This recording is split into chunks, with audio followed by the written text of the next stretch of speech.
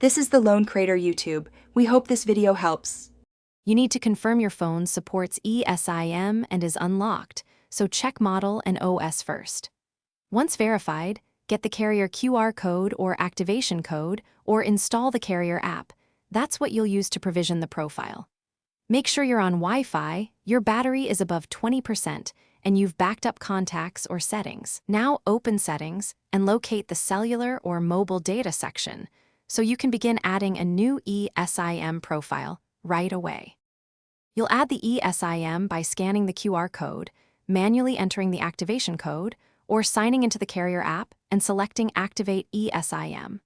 Once the profile downloads, label it clearly and decide which plan is primary for calls versus data. This prevents accidental charges. Then set data roaming and APN settings if your carrier needs them. Make sure the eSIM is enabled for mobile data. Finally, restart the device so the new profile registers with the carrier network. Finish by testing calls, SMS, and mobile data to confirm the eSIM is active and the carrier shows service. If you use dual profiles, switch between them to verify that call and data priorities behave as expected, and test tethering or hotspot if you need it. If something goes wrong, first rescan the QR or re-enter the activation code, then remove and reinstall the eSIM profile. If that fails, contact the carrier and provide the device IMEI so they can complete provisioning on their side.